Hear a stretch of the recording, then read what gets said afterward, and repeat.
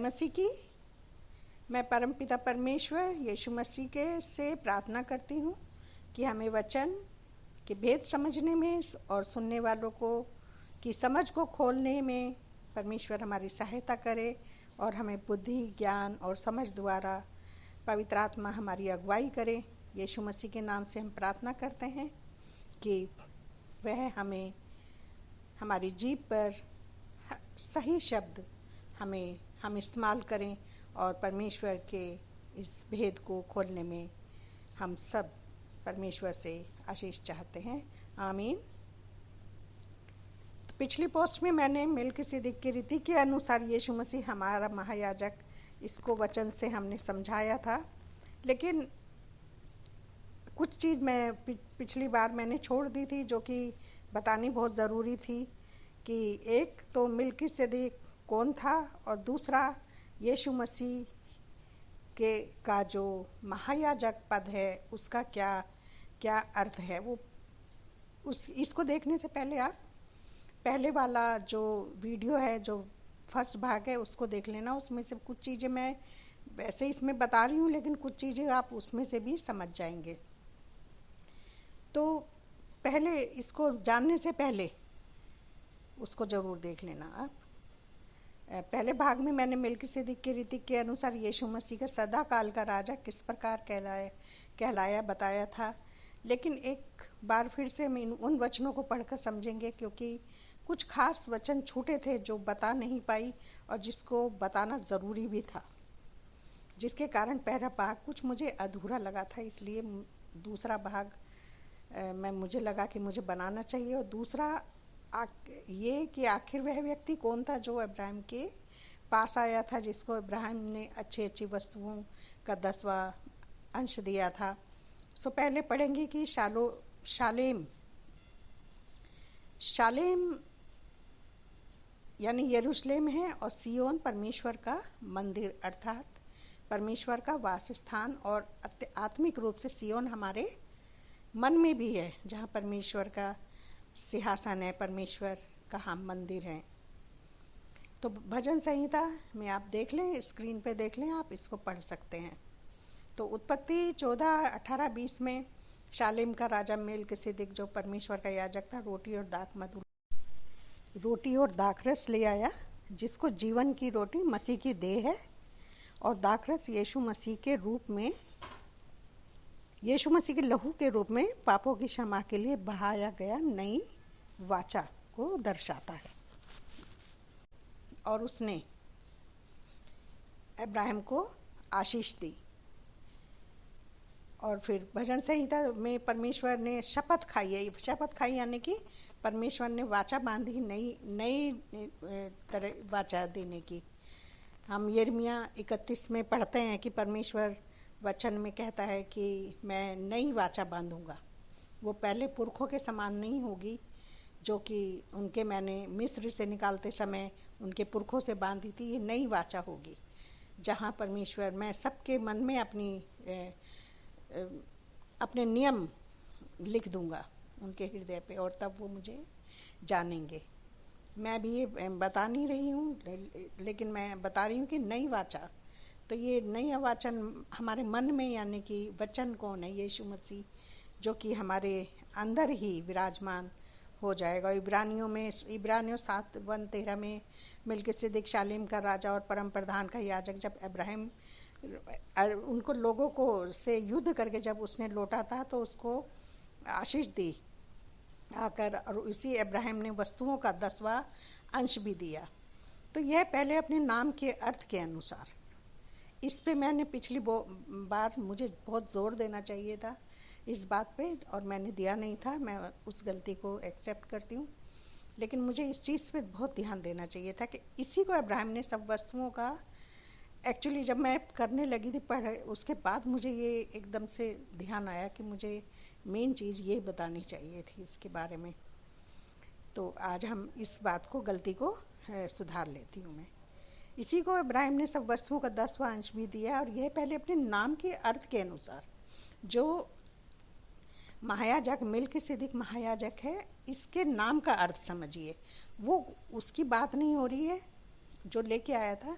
लेकिन जो ये जो पदवी है ना, ये पदवी है एक, इस पदवी का जो अर्थ है, उसका अर्थ है कि उसके नाम के अर्थ के अनुसार धार्मिकता का राजा, फिर शालेम अर्थात शांति का राजा है, जिसका न पिता न माता न वंशावली है, जिसके न दिनों का आदि है न जीवन का अंत है, परंतु परमेश्वर के पुत्र के स्वरूप ठहरकर वे सदा के लिए याजक बना रहता है। तो जो मिल्किसेदेक आया था, ये सदा की रीति है, परंपरा है, जो परमेश्वर के स्वरूप में ठहरकर, यीशु मसीह उसके स्वरूप में नहीं था, वो परमेश्वर यीशु मसीह के स्वरूप में ठहरकर सदा का याजक, वो याजक बन के आया था वहाँ पर। यीशु मसीह कौन है?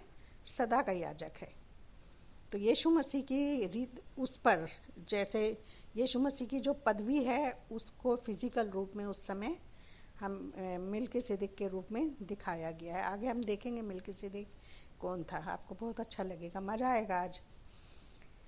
तो मिल्किसेदेक याजक, जो महायाजक जो है, एक पदवी अर्थात पोस्ट है जो परमेश्वर की ओर से नियुक्त की गई है, परमेश्वर की ओर से नियुक्त की गई है।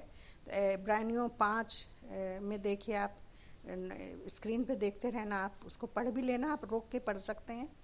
और ये आदर का पद जो अपने आप से नहीं लेता, मिल्किसेदेक जो है महायाजक है, और ये आदर का पद जो अपने आप से नहीं लेता जब तक हारून के समान परमेश्वर की ओर से ठहराया ना जाए। ये मैंने लिखना भूल गई हूँ मैं।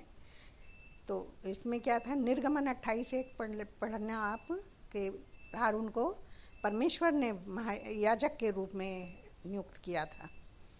वैसे ही मसीह ने भी महायाजक बनने की महिमा अपने आप से नहीं ली, पर उसको उसी ने दी जिसने उससे कहा, तू मेरा पुत्र है।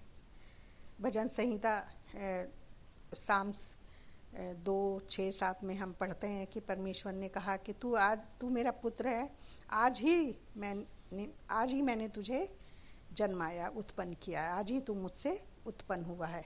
इस तरह से वहाँ पर लिखा हुआ है। तो वो क्या था, जब कब किस दिन उत्पन्न हुआ यीशु मसीह? जिस दिन पुनरुत्थान हुआ, नई सृष्टि का आरंभ हुआ। वो सृष्टि में पहलोठा था, जो कि पुत्र होने का जिसने सौभाग्य प्राप्त किया, और सिद्ध बनकर अपने सब आज्ञा मानने वालों के लिए सदा काल के उद्धार का कारण हो गया। और हमें और उसे परमेश्वर की ओर से मिल्किसेदेक की रीति पर महायाजक पद मिला। ये था पद है ये। तो इब्रानियों 2:10 और भजन संहिता 104 में भी यही लिखा हुआ है। इब्रानियों 6 पढ़ते हैं हम एक्चुअली क्यों नहीं समझ पाते, क्योंकि हम बाइबल ना पढ़ते ही नहीं है। थोड़ा सा पैरा हमने पढ़ रखा है कि मिल्किसेदेक की रीति पर इब्रानियों 7 का थोड़ा सा पढ़ लेते हैं, उसके आगे का हम नहीं पढ़ते हैं, तो इसलिए हमारी समझ में नहीं आया। लेकिन मैंने पूरी किताब पढ़ी। तो ये क्या था, यह है आशा। आप स्क्रीन पे नंबर देखते रहिए कि कहाँ पर लिखा है। आशा को हमने सामने प्राप्त हुई, आशा को जो सामने रखी हुई है प्राप्त करें। आशा जो सामने रखी हुई प्राप्त करें, वह आशा हमारे प्राण के लिए ऐसा लंगर है जो स्थिर और दृढ़ है। ये लंगर खाने वाला नहीं है, ये लंगर वो है जो जहाज को समुद्र में चलते हैं और जहाज को रोकने के लिए, स्थिर करने के लिए डाले जाते हैं। तो ये जो आशा है हमारी, वह आशा हमारे प्राण के लिए ऐसा लंगर है जो स्थिर और दृढ़ है और पर्दे के भीतर तक पहुंचाता है। जो हमें, ये आशा हमें पर्दे के भीतर तक पहुंचाता है, यानी कि परमेश्वर के विश्राम में हमें पहुंचाता है, जहाँ यीशु ने मिल्किसेदेक की रीति पर सदा काल का महायाजक बनकर हमारे लिए अगुआ के रूप में प्रवेश किया। हमारी अगुआ के रूप में हमारे, इस शब्द को ना आप ध्यान रखना, क्योंकि जब मैं आगे मिल्किसेदेक का वो बताऊंगी वेद, तो आपको समझ में आएगा। तो ये क्या, मिल्किसेदेक का क्या काम था? लोगों के लिए प्रायश्चित करना, उनके लिए प्रार्थना करना और उनकी अगुवाई करना, चरवाहों की तरह। तो नई वाचा का मध्यस्थ है यीशु मसीह हमारी। तो इब्रानियों 9 में देख लीजिए, आप ऊपर सामने देखिए 9, 11, 12। परंतु जब मसीह आने वाली अच्छी अच्छी वस्तुओं का महायाजक होकर आया तो उसने और भी बड़े सिद्ध तंबू से होकर, जो हाथ का बनाया हुआ नहीं अर्थात सृष्टि का नहीं, और बकरों और बछड़ों के लहू के द्वारा नहीं, पर अपने ही लहू के द्वारा एक ही बार में पवित्र स्थान में प्रवेश किया और अनंत छुटकारा प्राप्त किया, अनंत छुटकारा प्राप्त कर लिया। पहले बकरे और लहुओं और बकरे और जो जानवरों का, पशुओं का जो लहू चढ़ाया जाता था, उससे बार बार हर बार चढ़ाया जाता था। लेकिन यहाँ पे लंगर जो स्थिर कर दिया, जो कहते ना जहाज को खड़ा कर देना, रुक जाना, वो हमारे लिए छुटकारों को प्राप्त किया। वह स्थान में, उस स्थान में प्रवेश करके और अनंत छुटकारा दिया हमें। जो मसीह, इब्रानियों 7, जो मसीह यीशु पहले अपने, अच्छा ये 23 जो मैं पढ़ रही हूँ ये मैं सामने इसमें लिखना भूल गई हूँ, आप देख लेना। इब्रानियों 7:23। मसीह पहले अपने नाम के, 23 नहीं, इब्रानियों 2:3। मसीह हमारे अपने नाम के अर्थ के अनुसार धार्मिकता का राजा, फिर शालेम अर्थात शांति का राजा, जिसका नाम माता पिता, ये यहाँ पे मैं अभी आपको बता चुकी, एक डेजिग्नेशन है जो उसको दी गई है। तो वह तो हाँ, ये वाला 23 में यहाँ पे लिखना भूल गई हूँ, इसमें 7:23, इब्रानियों 7:23। तो वे तो बहुत से याजक बनते आए, यूँ तो बहुत से याजक बनते आए हैं। इसका कारण यह था कि मृत्यु उन्हें रहने नहीं देती थी, क्योंकि हर एक मनुष्य जो था याजक पद के लिए मनुष्यों में से लिया जाता था। यीशु मसीह भी मनुष्यों में से लिए गए, लेकिन वो क्या है, वो स्वर्ग का महायाजक है। पर यह युगान युग रहता है, 7:24 युगान युग रहता है। इस कारण उसका याजक पद अटल है। इसलिए जो उसके द्वारा परमेश्वर के पास आते हैं वह उनका पूरा पूरा उद्धार कर सकता है, क्योंकि वह उनके लिए विनती करने को सर्वदा जीवित है। तो जो पहले जो याजक हुआ करते थे वो तो क्या था, वो मर जाते थे, उनको मृत्यु आ जाती थी, लेकिन ये सदा सदा जीवित रहने वाला हमारा महायाजक है। तो हम ये जानेंगे कि वह कौन था। तो आपने ये तो पता लग गया होगा आपको, पर यह युगान युग रहता है, इस कारण उसका याजक पद अटल है, सदा का है। उसके नाम के अनुसार उसका याजक पद सदा के लिए है, सर्वदा के लिए है। तो ये एक डेजिग्नेशन है जो मेल्किसेदेक है, ये डेजिग्नेशन है। इसको ऐसा नहीं है कि वो कोई राजा था कि उसका कुछ वंश ही नहीं था, कुछ नहीं था, ऐसा नहीं था। ये एक याजक पद की गरिमा के बारे में बताया गया है। ये सिर्फ परमेश्वर की ओर से है, संसार में इसका कोई वारिस नहीं है, कुछ नहीं है इस तरह से। मतलब जैसे इब्रानियों 7:4 में देखते हैं हम। अच्छा, हम पहले ये जानेंगे कि वह कौन था जो इब्राहिम से अच्छी अच्छी वस्तुओं का 10वां भाग लिया, क्योंकि कोई व्यक्ति जो तो जरूर था, कोई हवा में तो उससे लेने नहीं आया था, कोई तो था जो जरूर जो उससे लेने आया था। उस समय शालेम का राजा महायाजक जो हुआ करता था, जो इब्राहिम के पास दाखरस और रोटी लेके आया था इब्राहिम को, जिसने आशीष दी, वो था कौन? तो इब्रानियों 7 में तो ये लिखा है कि अब इस पर ध्यान करो कि वह कैसा महान था, जिसको कुलपति इब्राहिम ने अच्छे से अच्छे माल का 10वां अंश दिया। लेवी की संतान में जो याजक पद पाते हैं, याजक का पद पाते हैं, उन्हें आज्ञा मिली थी, अर्थात अपने भाइयों से, चाहे वे इब्राहिम की देह से हो, चाहे कोई क्यों ना देह से क्यों ना जन्मे हो, व्यवस्था के अनुसार 10वां अंश लिए। मैं पिछली बार में आपको बता चुकी हूँ इसके बारे में। उस पोस्ट को, पहले वाले भाग को आप पढ़ लेना, सुन लेना, देख लेना।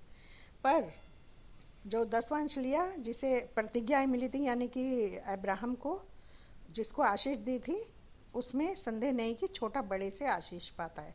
तो अब्राहम के पास जो भी आया था आशीष देने के लिए, वो उससे एल्डर था, बड़ा था, लेकिन उसका वंश का नहीं था। उसी तरह से यीशु मसीह भी, मैं बता चुकी हूँ पहले भाग में, लेवी वंश से नहीं थे, वो यहूदा के वंश से थे। तो और आगे लिखा हुआ है इब्रानियों 7:9 में कि तो ये हम कह सकते हैं कि लेवी ने जो 10वां अंश लेता है इब्राहिम के द्वारा 10वां अंश दिया, क्योंकि जिस समय मेल्किसेदेक को इब्राहिम ने भेंट दी, उस समय लेवी, उस समय वह उस अपने पिता की देह में था, उसका जो वंश था, आने वाला वंश उसके पिता के देह में थे, यानी लेवी का जन्म नहीं हुआ था, किंतु उस समय वह इब्राहिम से मिल्किसिदिक को दशमांश उसने इब्राहिम के थ्रू उसकी देह में रह के दशमांश दिया। इब्राहिम का वंश यानी लेवी इब्राहिम की देह में, इसलिए लेवी जो दशमांश लेते थे इब्राहिम के द्वारा, लेवी ने भी दशमांश दिया। तो तब शालेम का राजा जो रोटी और दाखरस ले आया, ये हम आगे पढ़ चुके हैं। तो आगे हम देखते हैं कि इतिहास के संस्करण के का जो याशेर के इतिहास के संस्करण का जिक्र याशेर की पुस्तक बुक ऑफ जेशर की पुस्तक के से मिलता है कि मिल्किसिदिक कौन व्यक्ति था जिसे इब्राहिम ने दशमांश लिया था। और याशेर की पुस्तक, याशेर की जो किताब है, नूह के पुत्र शेम की पहचान मिल्किसिदिक के रूप में की जाती है, जिसने अपने वंशजों के लिए एक शिक्षक के रूप में कार्य किया। ये लोग मतलब शिक्षा दिया करते थे, उनकी अगुवाई किया करते थे। तो आप याशेर की पुस्तक से ये पद पढ़ सकते हैं कि इब्राहिम ने नूह और शेम से यहोवा की शिक्षा ली थी। इब्राहिम ने नूह और शेम की बहुत वर्षों तक सेवा की थी। सामने आप देख सकते हैं याशेर की किताब 9:5-6 में लिखा। और जब इब्राहिम गुफा से बाहर आया तो वह नूह और उसके पुत्र शेम के पास गया और उनके साथ रहकर यहोवा की शिक्षा और उसके मार्ग सीखने लगा। ये जो गुफा में था, इसकी एक अलग स्टोरी है, इसका भी हम नहीं पढ़ रहे, लेकिन जब वो निकला था तब वो 18 वर्ष का बताया था। मैंने उसमें पढ़ा था कि 18 वर्ष का था। उसके पिता ने उसको छुपा रखा था, निम्रोद से छुपाया था। उसकी एक अलग कहानी है। एक्चुअली क्या था कि उसने एक्चुअली अपने पिता के जो देवी देवता थे उनको तोड़ दिया था, कुछ ऐसा करा था, या उसका मैं बाद में बताऊंगी इसके बारे में, ये कहानी अलग है। तो वो गुफा से जब बाहर आया तो वो इब्राहिम उसके नूह, क्योंकि नूह जल प्रलय के बाद भी जीवित था, और जब तक इब्राहिम कम से कम 58 या 56 साल का हुआ था तब तक नूह जिंदा था उस समय तक। और ये कई सौ साल तक जीते थे उसके बाद, और इनकी कई पीढ़ियां, तब तक 20 पीढ़ियां 2500 पीढ़ियां ये लोग आगे देखा करते थे, इतनी मतलब इनकी उम्र हुआ करती थी। तो आगे लिखा हुआ है कि इब्राहिम उसने तो जब इब्राहिम गुफा से बाहर आया तो वह नूह और उसके पुत्र शेम के पास गया और उसके साथ रहकर यहोवा की शिक्षा के मार्ग सीखने लगा।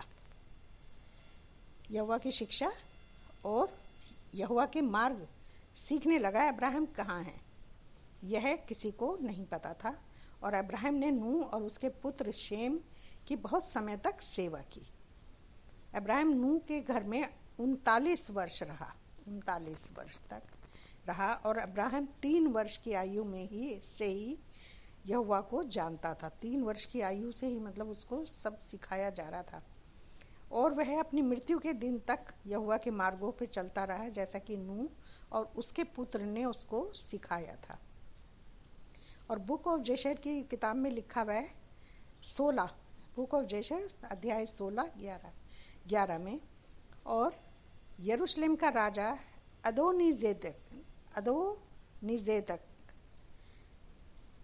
एदोनीजेदक वही शेम था, नूह का पुत्र शेम था, अपने आदमियों के साथ रोटी और दाख मधु लेकर अब्राहम और उसके लोगों से मिलने निकला। और वे लेमेक की घाटी, वैली ऑफ मेलेक, ये जो मेलेक शब्द आया है ना, ये उसी नाम से आया है जो हम ऊपर पढ़ रहे थे, मिल्किसिदिक, मिल्के, जिसका मेलेक का मतलब होता राजा। और यहाँ पर भी अभी मैं इसके बारे में बताऊंगी। तो वो क्या था, और वे लेमेक की घाटी, वैली ऑफ लेमेक में एक साथ ठहरे, और अदोनीजेदक ने इब्राहिम को आशीर्वाद दिया, और इब्राहिम ने अपने शत्रुओं से लूटी हुई सारी संपत्ति में से उसे 10वां हिस्सा दिया, क्योंकि अदोनीजेदक परमेश्वर के सामने एक याजक था। शेम यानी कि परंपरा पहले से ही चली आ रही थी कि शेम का परिवार परमेश्वर के यहाँ याजक हुआ। पहले नूह था, फिर शेम हुआ, फिर शेम का बेटा। आगे इसमें लिखा है, मैं अभी पढ़ूंगी उसमें कौन कौन थे इनके बेटे। आप उत्पत्ति 10 में इनके वंशजों के नाम, थोड़ा सा वंश में नाम में थोड़ा सा मात्रा का थोड़ा फर्क हो जाता है, वैसे कोई फर्क नहीं है। तो इन दोनों नामों में बहुत समानता है। कौन सा नाम है? मिल्कीजेडेक और एडोनीजेडेक। तो ये इन दोनों नामों में जो सब, बल्कि एक ही मतलब भी एक ही है, धार्मिकता का राजा या स्वामी या प्रभु। एडोनीजेडेक आप इस सामने स्क्रीन पे देख सकते हैं। एडोनीजेडेक प्रभु, राजा या स्वामी, और जेडेक का मतलब होता है या धार्मिकता। और मिल्कीसेदेक में भी मिल्की यानी राजा और सेडेक धर्मी या पवित्र। तो वो ये धार्मिकता का राजा, इससे कहे हम ऐसे अनुमान लगा सकते हैं, देख सकते हैं। एक और समानता है जिसे हम उत्पत्ति 14-17 और याशेर की पुस्तक 16-11 में देखते हैं। क्योंकि हमने उत्पत्ति में भी सिर्फ वहीं से पढ़ा के वो दाख मधु लेके आ गया, उससे पहले या उसके बाद में हम कभी पढ़ते ही नहीं हैं। और यरूशलेम का राजा एदोनीजेडक, ये मैं याशेर की पुस्तक से पढ़ रही हूँ, वही शेम था और अपने आदमियों के साथ रोटी और दाख मधु लेकर अब्राहम और उसके लोगों से मिलने निकला और वे मेलेक की घाटी में ठहरे। मेलेक की घाटी यानी कि राजा की, वैली ऑफ मेलेक यानी वैली ऑफ किंग, एक तरह से राजा की घाटी में एक साथ ठहरे। और मेलेक यानी राजा, अर्थात राजा की घाटी में ठहरे, यही वही शब्द है जो मिल्कीसेदेक वाला मेलेक है, जिसका अर्थ है राजा होता है। और जब अब्राहम जीत कर लौटा तो उत्पत्ति 14-17, हमने 18 तक पढ़ा है ना, 18 से पढ़ते हैं, लेकिन क्योंकि वहाँ पे स्पेस दे दी गई है तो हम उससे आगे नहीं पढ़ते हैं, उससे पहले वाला वचन नहीं पढ़ते हैं। तो उत्पत्ति 14-17 के अनुसार वह शावे नामक तराई, वैली ऑफ शावे, जो राजा की तराई कहलाती है, एक साथ वहाँ पे ठहरे। तो यहाँ पर क्या था कि जब वो आया तो क्या लिखा हुआ है, लोगों से मिलने निकला और मेलेक की, ये बुक ऑफ जैशर में लिखा है, और मेलेक की घाटी, वैली ऑफ मेलेक में एक साथ ठहरे। और अब्राहम जब वहाँ से जीत कर आए तो ये कोई स्थान था, जिस स्थान का नाम, जहाँ पर हो सकता है ये रास्ते में जब ये बहुत दूर तक ये लोग, क्योंकि युद्ध करने के लिए रहे, उस समय अब्राहम निकल गया था, लेकिन जब वापस वो आया जीत कर, तो मैं वो वहाँ पर था शायद, जहाँ वो ऐसी घाटी जो राजा की घाटी कहलाती है, जहाँ पर मिल्कीसेदेक यानी शेम का परिवार रहता होगा, और वो अपने परिवार के रूप में एक राजा के रूप में भी रहा होगा उस समय। तो तब अब्राहम जीत कर लौटा तो लिखा है 14-17 में कि 14-17 के अनुसार वह शावे नामक वैली ऑफ शावे, जो राजा की तराई कहलाती है, उसमें वो मिले। तो जब कर्दो, अब इसको मैं पूरा पढ़ रही हूँ, कर्दो लाओमेर, क्या नाम है ये, आप देख लो स्क्रीन पे। उसके साथ ही राजाओं को जीत कर लौटा आता था। जब कौन? उसके साथ ही राजाओं को लौट कर जीता आता था, जीत कर लौट आता था जब अब्राहम। तब सदोम का राजा शावे नामक तराई, वैली ऑफ शावे में, जो राजा की तराई भी कहलाती है, उससे भेंट करने के लिए निकला। यानी कि अब्राहम यहाँ पर रुका हुआ था इस तराई में, राजा की तराई में। और तब सदोम का राजा, अब मैं इसको ना 17 और 18 को जोड़ के पढ़ रही हूँ। तो जो सदोम का राजा था शावे नामक तराई में, वैली ऑफ शावे में, जो राजा की तराई भी कहलाती है, उससे भेंट करने के लिए आया। तब शालेम का राजा मिल्कीसेदेक, जो परम प्रधान परमेश्वर का याजक था, रोटी और दाख मधु ले आया। यानी कि वो भी आया वहाँ पर, और उस समय वहाँ पर मिल्कीसेदेक यानी शेम जो था, वो भी दाख मधु और रोटी लेकर आया। तभी तो परमेश्वर ये अब्राहम को उसने शिक्षा भी दी थी, उसकी अगुवाई भी की थी, और उसको आशीष भी दी थी। और यानी राजा की जो तराई को कोई ऐसा स्थान हुआ होगा जहाँ उस समय का राजा, जो शेम को दर्शाता है, वह अब्राहम और शेम के साथ में ठहरे, वो एक साथ ठहरे वहाँ पर। तो यहाँ क्लियर हो जाता है कि अब्राहम के पास आने वाला व्यक्ति को कोई और नहीं, नूह का पुत्र जो धर्म की शिक्षा दिया करता था वह शेम ही था, क्योंकि शेम जल प्रलय के बाद 500 वर्ष तक जिया था। बहुत इन्होंने आगे पीढ़ियाँ देखी थी। तो यशेर की पुस्तक 28-18 में भी लिखा, उस समय इसहाक ने अपने छोटे बेटे याकूब को शेम और एबेर के घर भेजा।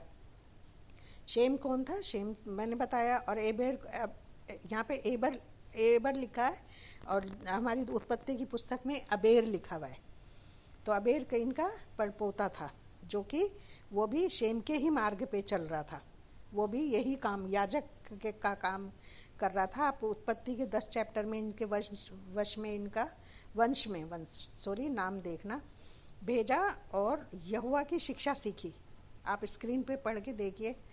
और याकूब 32 वर्ष तक शेम और एबेर के घर रहा। याकूब भी वहाँ पे शिक्षा के लिए जाया करता था, और उसका भाई असाव नहीं गया क्योंकि वह जाना नहीं चाहता था, और वह कनान देश में ही अपने पिता के घर रहा, यानी कि कनान यानी कि इज़राइल। तो यशेर की पुस्तक 28 में भी लिखा हुआ है, 24-25 में। और ऐसा हुआ कि उन दिनों में इसहाक के जीवन में के 110वें वर्ष में, अर्थात याकूब के जीवन के 50वें वर्ष में नूह के पुत्र शेम की मृत्यु हुई। देखिए ऐसा कब हुई? इसहाक के समय में, जब इसहाक 110वें वर्ष में 110 वर्ष का हुआ, तब शेम की मृत्यु हुई। और मृत्यु के समय शेम 600 वर्ष का था। और जब शेम की मृत्यु हो गई तो याकूब अपने पिता के पास हेब्रोन लौट गया, जो कनान देश में स्थित है। और यशेर की पुस्तक में ये भी लिखा 15-16 में, और हारान में याकूब के निवास के दूसरे वर्ष में, हारान पता है ना, अपने मामा के घर चला गया था वो, राहेल के यहाँ पर। और हारान में अपने याकूब के यानी कि दूसरा वर्ष जब उसे लगा हुआ था वहाँ पर रहते हुए, अर्थात याकूब के जीवन के 69वें वर्ष में, 69 कितना होता है? 69 ईयर्स के में शेम के पुत्र अबेर की मृत्यु हो गई। तब अबेर की मृत्यु हुई, और मृत्यु के समय वह 464 वर्ष का था। और जब याकूब ने अबेर की मृत्यु के बारे में सुना तो वह बहुत दुखी हुआ और कई दिन तक उसके लिए विलाप करता रहा, क्योंकि वो उसका गुरु था। उनके वंशजों में सबसे बड़े थे ये लोग, इनके याजक रहे, इन्हें अगुवाई करते थे, इन्हें शिक्षा दिया करते थे। तो अब हमें क्या शक रह गया? अब्राहम के पास और कौन आया होगा? तो सोच लो, प्राचीन काल में मनुष्यों की उम्र कई सौ वर्षों की हुआ करती थी, जिसके कारण वो 20 पीढ़ियों को देख भी लेते थे, ज़्यादा देख लेते होंगे बल्कि। तब तक याकूब का वंश उत्पन्न हो गया था, और जब तक अबेर की डेथ हुई तब तक याकूब का वंश हो गया था। याकूब के वंश में कौन आया था? लेवी आ गया था। उसके बाद हम याकूब की शिक्षा देखते हैं, उसमें अपनी बाइबल में देखते हैं कि वो अपने बच्चों को शिक्षा देते हैं। इन्होंने जो सीखा था आगे इन्होंने अपने बच्चों को शिक्षा दी। तो जब तक याकूब का वंश उत्पन्न हुआ तब तक प्राचीन उनको यहोवा का मार्ग सिखाते थे, शिक्षा देते थे, और आगे यही रीति याकूब से आरंभ हो गई थी, जिसके वंश में लेवी उत्पन्न हुआ, और मूसा और हारून इसी वंश में उत्पन्न हुए थे, जो यहोवा के तंबू में याजक पद पर हुआ करते थे। सो प्रभु हम सबको सुरक्षित रखे और ज्ञान बुद्धि समझ से परिपूर्ण करें।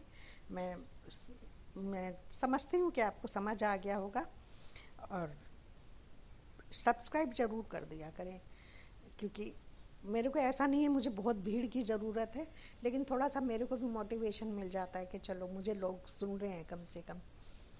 सो प्रभु आप लोगों को सुरक्षित रखे, शांति दे, हम सबको ज्ञान बुद्धि समझ से परिपूर्ण करे। प्रेज द लॉर्ड, आमीन।